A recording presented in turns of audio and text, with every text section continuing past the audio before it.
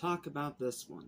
This is one of those that is actually liked by a grand majority of people, and even if I'm not one of them, I can see why. But I can tell you right now, not a bad movie. Not at all. It was a pleasant enough watch, and I didn't hate myself while watching it, so...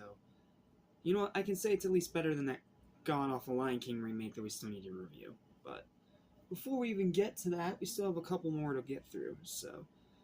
let's fly through this one nice and quick, because outside of what I wrote down in my written review, I don't really have a whole lot to say. It's a very self-explanatory, straightforward movie. So, very straightforward, self-explanatory review. Sorry, late at night, please excuse me. And my voice is a little bit fried because I just recorded 2 has-been covers, so one of them not going up until tomorrow. So, yep, let's talk about this one nice and quick. What's up? What's happening? What's going on, everybody? Welcome back to Animation Station, your number station for anything animation, including a company that's a shell of its former self, as well as TV and movies. I am your host, Jackson Small. Welcome back to Disney-Vember 3 Corporate Calamity. We are playing a bit of catch-up because I ended up taking a few days off because the first time, the day that this was originally scheduled, the things were just not going well for me. It just wasn't my day. And then yesterday, the day after that, I had to go out of town for vacation stuff, family stuff. And I got back from that just literally today. Literally today, right before the sun went down. So, yeah, and now it is currently almost 12 at night. Yeah, that's how much I'm pushing myself to get these done, and I hope you appreciate them. Even if you disagree with my opinions, know that I respect yours as long as you respect mine.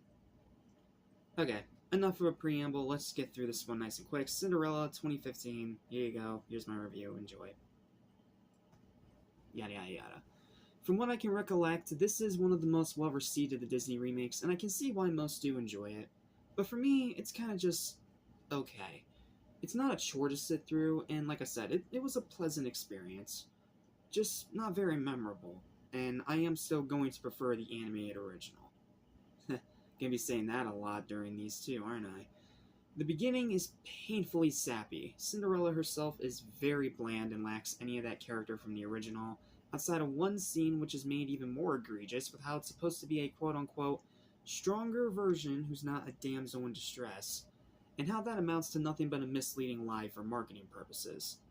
Yeah, all those people behind the scenes working on this movie saying that this was a stronger version of the character who's not a damsel in distress, I'm gonna call out your bullcrap, because this character is far more bland, has far less character than the original animated character does, even with the direct-to-DVD sequels in consideration.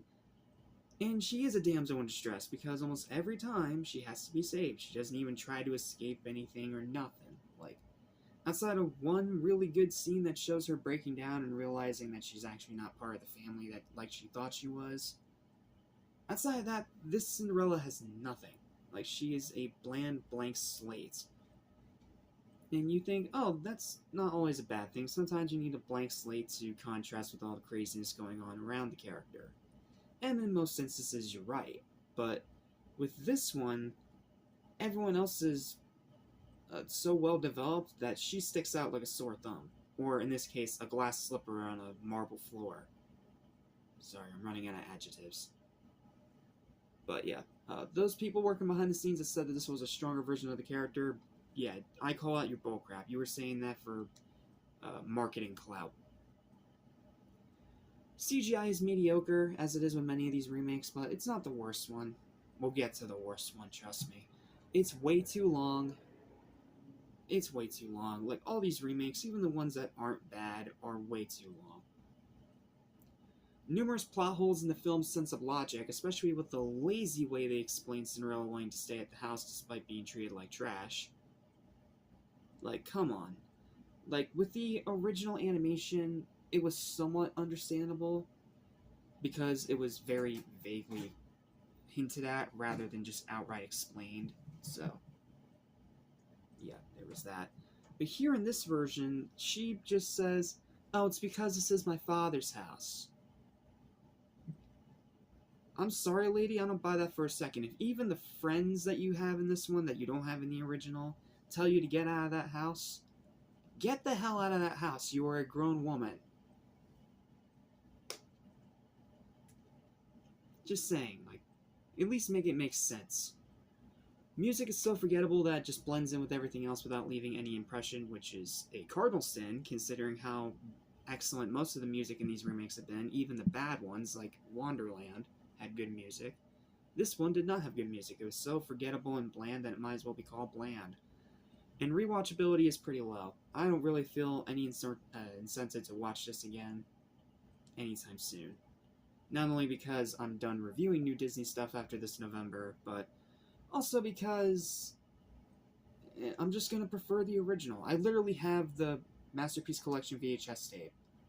I'm going to keep watching that and just forget this exists in record time.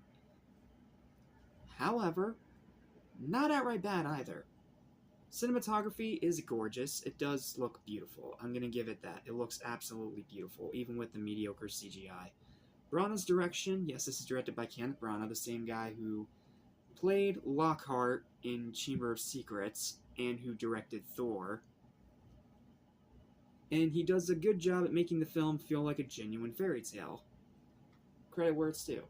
Acting is solid, from a pretty decent cast, especially Helena Bonham Carter as Fairy Godmother, which is a huge upgrade from whatever that thing that they called the Red Queen in Alice in Wonderland. Seriously, that was just embarrassing. Excluding Cinderella herself, they do an impressive job at updating the characters by giving them more depth and personality. Most notably, the prince and his father, the king. They get way more development in this one. They're actual characters now instead of blocks of wood, which, that is nice. Costumes and set design are fantastic and perfectly fit the movie's cinematography very well. And it does maintain the original's goofy, dated tone quite well, whether it was intentional or not. So, overall, it is definitely one of the better remakes out of Disney's crapshoot, and does have genuine effort behind it, because it is Kenneth Branagh, and even in movies that aren't really that good to have his name attached, you can still see the effort that's being put in. You do see the dollars on screen. But unfortunately, as a film, it's kind of just the right amount of passable to avoid being frustrating. Outside of, again, Cinderella herself being so bland, you might as well call her bland. A one and done for sure, but a pleasant enough watch that's worth seeking out for curiosity's sake. Like, it's harmless at the end of the day. If you think it might be a decent time, give it a watch. It may or may not be your thing. As for me, though, even as someone who really enjoys the original Cinderella animated movie from way back when, this remake just doesn't do a whole lot for me. It looks really nice, it does have effort put into it, and Branagh really did try.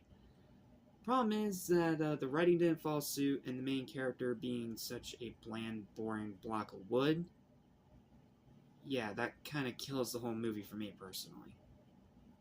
So, yeah, it's okay. It's perfectly watchable. It's perfectly harmless. But, well, as the thumbnail says, this glass slipper just doesn't quite fit. And that is why the final verdict for this 2015 remake of Cinderella is going to be a 5.5 out of 10. It's above average, and it is pleasant, and it does look really nice, but in substance, it severely lacks. And that's why I'm probably never going to watch it again. Just continue to stick with the original.